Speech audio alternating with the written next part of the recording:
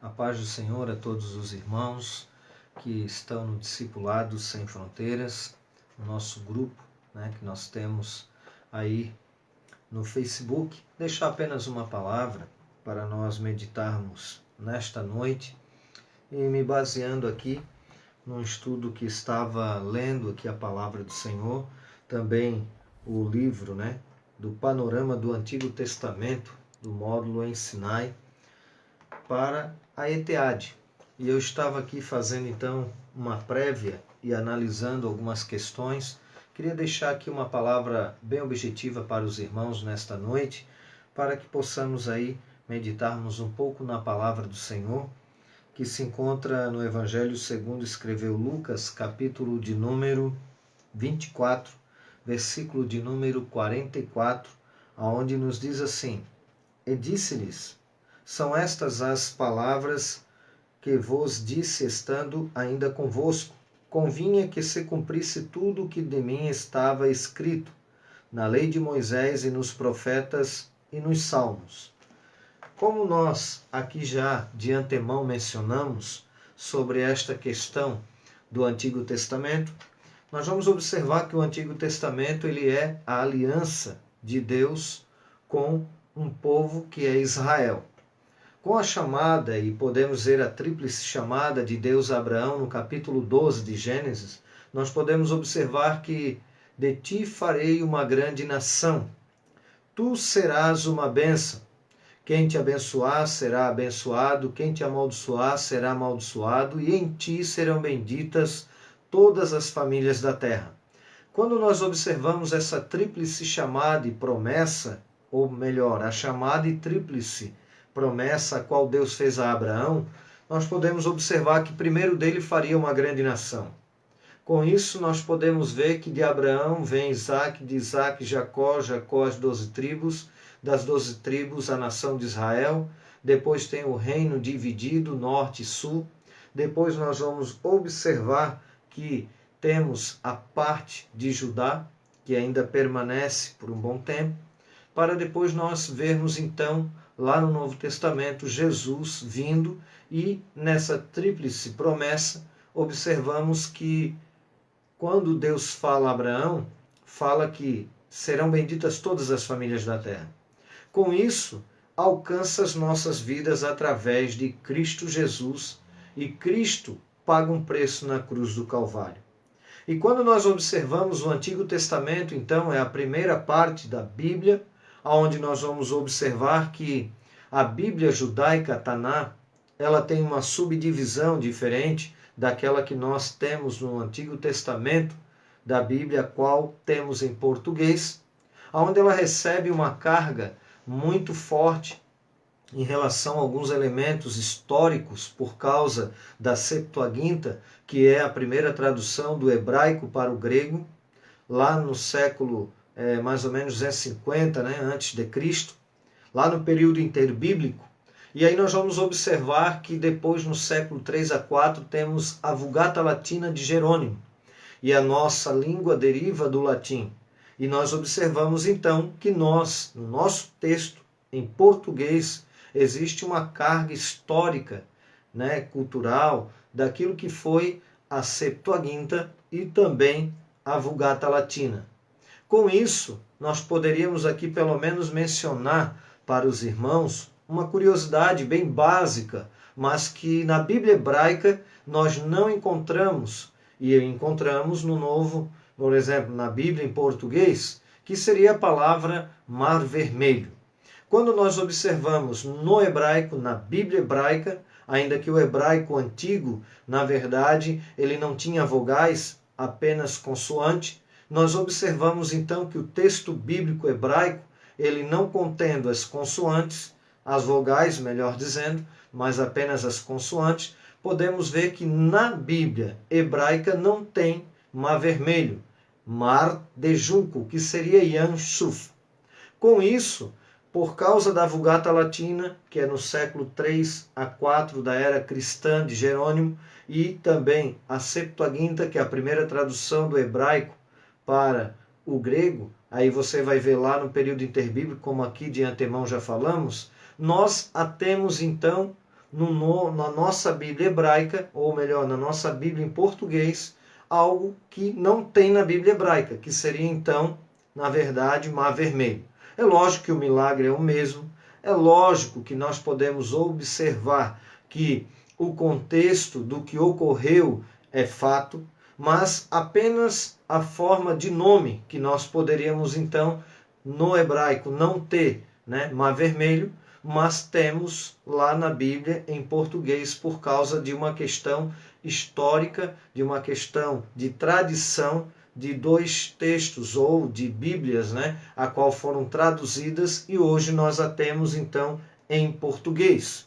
Com isso, nós podemos também ver que o Antigo Testamento, quando começa a divisão da Taná, que seria a Bíblia hebraica, nós temos 3 divisões e com um número reduzido de livros. Ainda que nós temos na nossa Bíblia tradicional cristã, nós temos ali 39 livros, na Bíblia hebraica nós temos 24 livros, por causa da junção de alguns livros que na nossa Bíblia, em vez de 2, na Bíblia hebraica são 1. Por exemplo, 1 e 2 Samuel, na Bíblia hebraica é um livro só. Nas nossas Bíblias são 2 livros. Com isso, nós podemos ver que a palavra Taná, que seria então o nome da Bíblia hebraica, e eu tenho até uma aqui, seria então a junção de 3 palavras no hebraico, que seria as 3 divisões. Vos disse, estando ainda convosco, convinha que se cumprisse tudo o que de mim estava escrito na lei de Moisés, depois e nos profetas e nos salmos. E a divisão da Bíblia hebraica, que seria a Taná então, seria Torá, que é o mesmo Pentateuco que nós temos na Bíblia tradicional cristã. Temos depois Nevim, Ketuvim, que seria então as 3 divisões da Bíblia hebraica. Diferentemente das nossas Bíblias tradicionais cristãs, a qual já mencionei. Até a subdivisão da nossa Bíblia do Antigo Testamento, ainda que o conteúdo é o mesmo, nós vamos observar então que ela recebe aquela carga histórica e também cultural a qual mencionei agora há pouco. Podemos ver que a Torá, que seria então nosso mesmo Pentateuco, Gênesis, Êxodo, Levítico, Números e Deuteronômio. Depois nós temos Nevim. Nevim seria os profetas. Josué, Juízes, 1 e 2 Samuel sendo um único livro. 1 e 2 Reis sendo também um livro. Isaías, Jeremias, Ezequiel e os 12 profetas menores, ele se torna na Bíblia hebraica um livro apenas. Por isso que a redução de quantidade de livros, não de conteúdo. Aí nós vamos ver também que Ketuvim, que vai trabalhar então os escritos, e quando Jesus fala lá em Lucas 24, 44, a lei de Moisés, nos profetas e nos salmos, ele fala nos salmos porque os escritos, o primeiro livro que encabeça esses escritos é os salmos. Então, quando Jesus cita os salmos, ele está mencionando essa divisão da Bíblia hebraica que é a Taná. E aí nós temos Salmos, Provérbios, Jó, Cantares, Ruth, Lamentações, Eclesiastes, Esté, Daniel, Esdras e Neemias, que também compõem um único livro, segundo a Taná. E temos também Crônicas, 1 e 2 Crônicas, que também na Taná ele também compõe um único livro. Depois nós vamos ver a subdivisão, então, ou a divisão do Antigo Testamento, a qual nós já temos como já proposta, né? Que todos nós cristãos temos como forma tradicional. Então nós temos 5 divisões em vez de 3.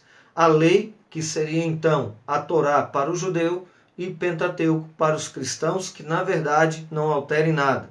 Depois nós temos os livros históricos, depois nós temos os livros poéticos, proféticos, que seriam os profetas maiores e menores. Logicamente que os profetas maiores e menores não quer dizer que um era mais alto que o outro, né? Eu sempre brincava com os irmãos ali da ETEAD, que não era por tamanho na altura dos profetas, mas sim na quantidade de escritos. Por exemplo, o profeta Isaías é um livro messiânico, onde nós temos o profeta messiânico, melhor dizendo, e mostrando ali 66 capítulos, mostrando então que é um livro muito grande. Temos Jeremias, Lamentações, Ezequiel e Daniel. Depois nós temos os 12 profetas menores, que na Bíblia, na Taná, no Antigo Testamento hebraico, se torna um único livro.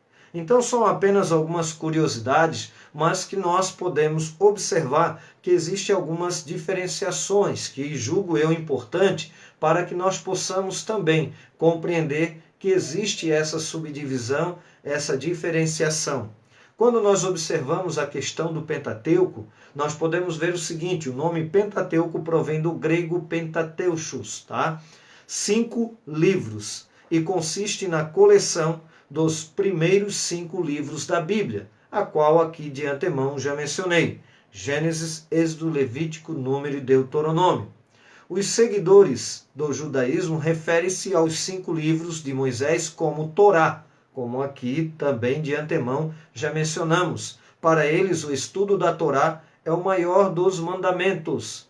Então entenda, irmão, eu sempre pensei e dialoguei com os alunos da ETEAD e agora com os irmãos aqui também, que eu sempre penso que os profetas, eles vieram inspirados por Deus como ministério a qual Deus tinha no Antigo Testamento, justamente para fazer e advertir o povo a voltar ao princípio da lei mosaica. Então eu vejo que os profetas, eles surgiram por causa de uma apostasia, por causa da desobediência do ser humano, por causa da desobediência do seu povo em obedecer à lei mosaica.